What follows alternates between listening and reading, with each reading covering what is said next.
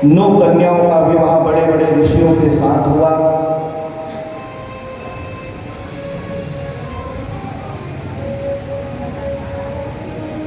आगे कथा सुनाते हुए श्री सुखदेव जी महाराज मनु महाराज की 9 कन्याओं का वर्णन करते हैं। आहुति के यहाँ यज्ञ नारायण भगवान आहुति के यहाँ यज्ञ नारायण भगवान का विवाह हुआ और उनकी पत्नी का नाम रहा दक्षिणा। अनुसूया के यहाँ अत्रि के यहाँ भगवान दत्तात्रेय प्रकट हुए और माता अनुसूया की मनोकामना पूर्ण करने के लिए ब्रह्मा विष्णु और महेश भगवान दत्तात्रेय रूप में प्रकट हुए। प्रसूति और दक्ष के यहाँ 16 कन्याओं का जन्म हुआ। 13 धर्म को दी और 1 कन्या पितृगणों को दी, 1 कन्या देवताओं को दी स्वाहा के रूप में और 1 पितरों को दी स्वधा के रूप में, और 1 कन्या भगवान महादेव के साथ विवाह। पूछने लगे सुखदेव जी महाराज से परीक्षित कि दक्ष प्रजापति ने भगवान महादेव को कन्या का दान किया, तो फिर जमाई राजा से बैर क्यों की, दुश्मनी क्यों करी, क्या कारण था? और श्री सुखदेव जी महाराज कहते हैं कि राजन देखो, कभी कभी क्या होता है, प्राचीन काल प्रयागराज में बड़ा ब्रह्मसूत्र हुआ था। उस समय दक्ष प्रजापति बड़े पद के अधिकारी थे। जब किसी को बड़ा पद मिल जाए, बड़ी कुर्सी मिल जाए, प्रतिष्ठा मिल जाए, तो उसको अहंकार आ जाए।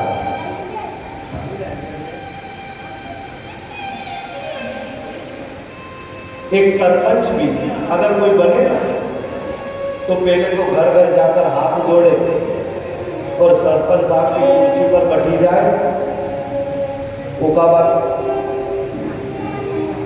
तुमका सबको मालूम है, क्योंकि दक्ष प्रजापति को इतना अहंकार आया, क्योंकि भगवान तुलसीदास जी महाराज ने रामायण जी में कहा है कि बड़े अधिकार दक्ष जब आवा, अति अभिमान हृदय दबावा।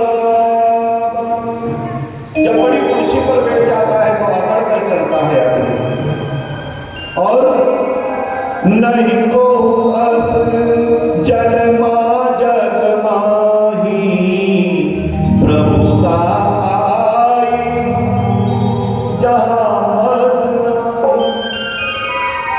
कोई ऐसा व्यक्ति नहीं है कि बड़ा ऊंचा पद प्राप्त कर ले और उसको अहंकार किया है, और इसी अहंकार के कारण इसने भगवान महादेव का अपमान किया। सभा सजी हुई है, सब बैठे हैं, पर भगवान महादेव भी बैठे हैं और कहते हैं साहब कि कन्या से, जवाई राजा से, इनसे कभी पैर नहीं पड़ाना चाहिए। और क्यों? क्योंकि साहब हमेशा देने वाला झुकता है, लेने वाला कभी नहीं झुकता। देने वाले के हाथ ऐसे होते हैं और लेने वाले के हाथ ऐसे होते हैं। इस हाथ से दान किया तो इस हाथ को पता नहीं चलना चाहिए, पर हम क्या करते हैं, जब ये हाथ ऐसे दान करने आता है ना, तो सब नहीं देख ले जब तक ये हाथ दान नहीं करता। सबसे पहले नाम लिखाएगा, फलाना फलाना जी ने इतना इतना वहां दान किया है, और दान करके अगर हमने बोल दिया किसी को पता चल गया तो दान का फल समाप्त हो जाता है। इसलिए पुराने लोग कहते हैं इस हाथ से दिया तो इस हाथ को पता नहीं चलना चाहिए। और वहां भगवान भोलेनाथ सोच रहे हैं कि दक्ष प्रजापति ने इसकी कन्या मुझे दान में दी है, और अगर मैं इसके पैर पड़ूंगा तो कहीं इसको दोष न लगे, पाप न लगे, इसलिए मन ही मन प्रणाम कर दिया। और मन ही मन प्रणाम किया, और दक्ष प्रजापति को लगा कि मेरा अपमान कर रहा है, मुझे प्रणाम नहीं कर रहा है। इसी कारण दक्ष प्रजापति ने खूब उल्टा सीधा सुनाया। भगवान भोलेनाथ तो सहन कर गए, पर नंदी से सहन नहीं हुआ। भगवान भोलेनाथ नंदी को लेकर गए, घर भी गए, पर अपनी पत्नी को नहीं बताया, और भगवान भजन में बैठ गए।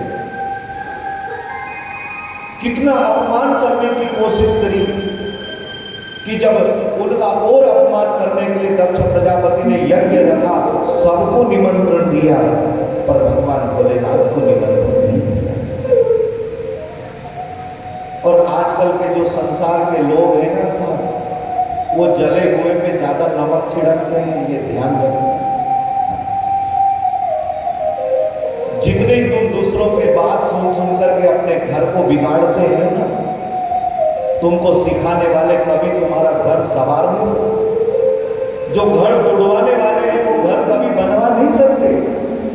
उनको तो मजा आएगा तुम्हारा घर तोड़वाने के लिए, तुम्हारे कान भरेंगे, तुम्हारे सास के बारे में कहेंगे, तुम्हारे पति के बारे में कहेंगे, ससुर के, जेठ के, जेठानी के बारे में कहेंगे, पर सुनो सबकी, पर करो अपने मन की, क्योंकि भगवान ने तुम्हें भी तो बुद्धि प्रदान करी है ना।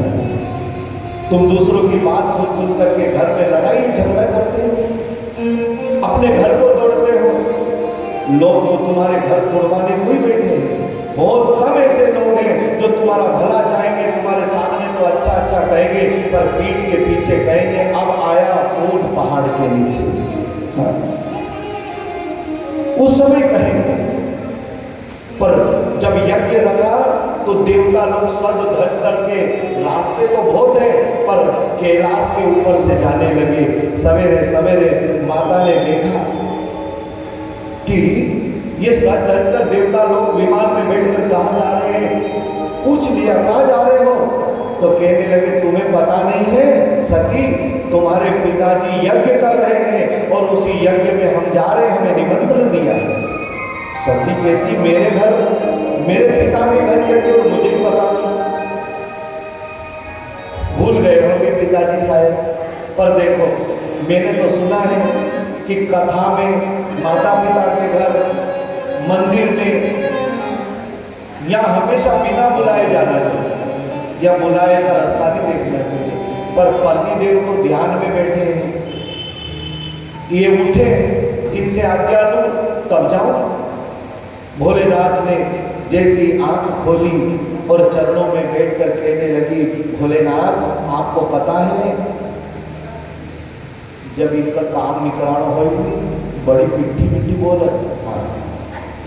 साड़ी मंगानी हो जब देखे, कहीं घूमने फिरने जाना हो तो असी मिट्टी मिट्टी चाय उबालेगी, इनका जैसी कोई मिट्टी चाहिए।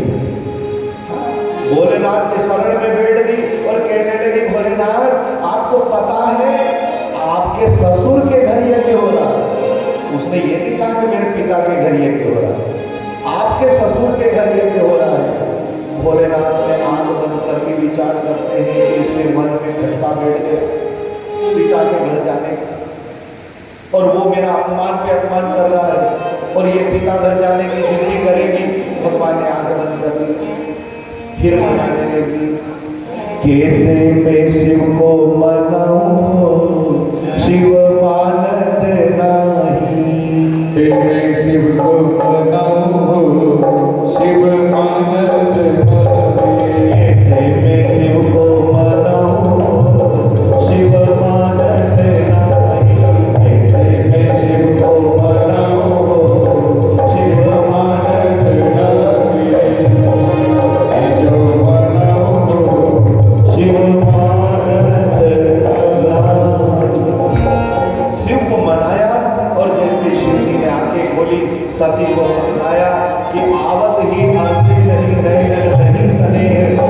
सती तहां न जाइए जहां कंचन बरसे नैन, पर सती नहीं मानी और नंदी जी को साथ में भेजा। और सती जैसे ही दक्ष प्रजापति के वहां गए तो माता ने तो रथे से लगाया, पर बहनें मजाक उड़ाने लगी, सब कुछ सेव कर गई।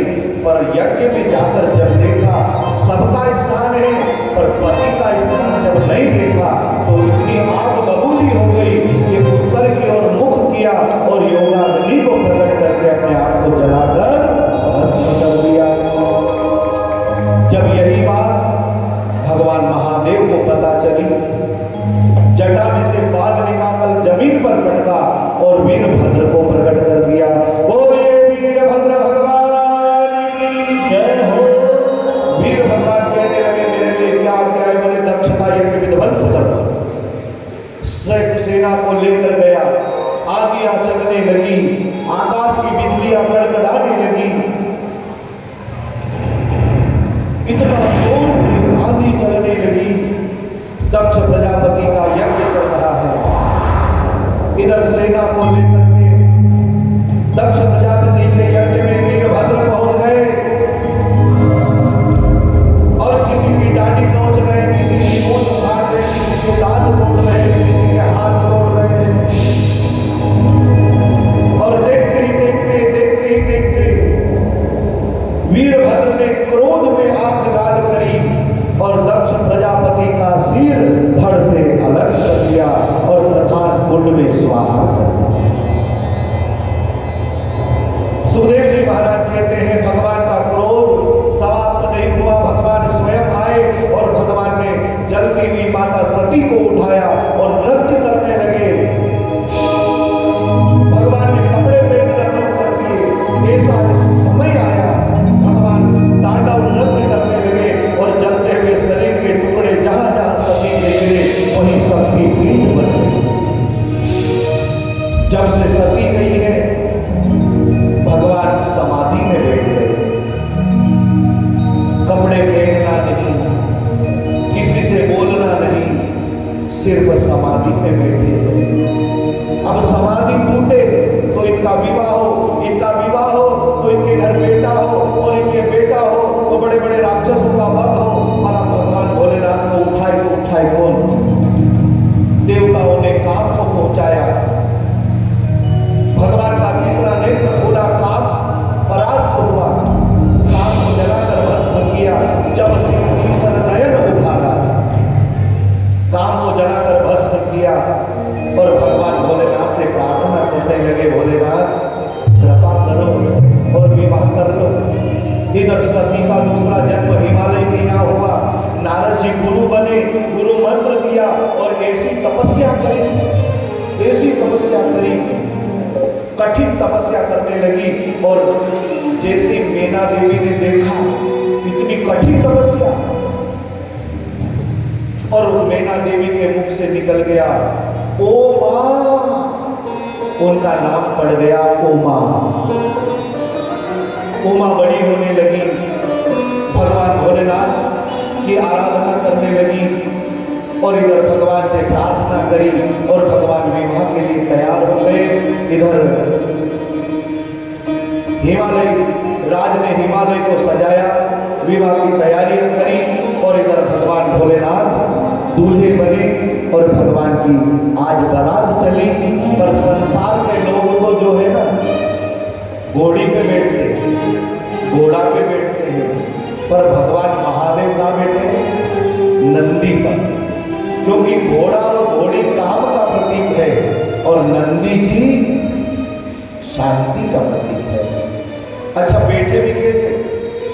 पीछे मुंह और आगे पीठ, और सारे देवता सज धज कर आ रहे हैं, इतने सजे और भगवान भोलेनाथ से नारायण लेते क्या होता, ऐसा चलोगा ब्याह तो कई तरह पाउडर लगाओगा।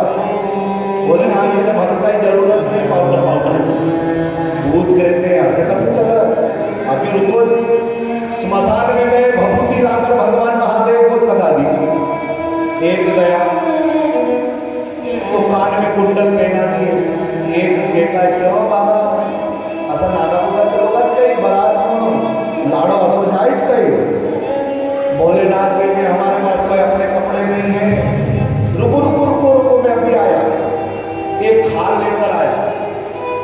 खाल कड़क हो गई, उसको लपेट दी बाबा पे, और बाबा पे लपेट दी।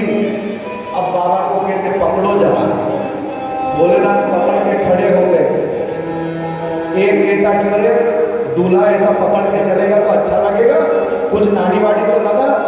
एक गया भूत, रुको रुको अभी आया, तो एक नाग लेकर आया लंबा, भोलेनाथ की कमर पे उस खाल पे लपेट दिया और कहा कि चुपचाप लपटे रहना।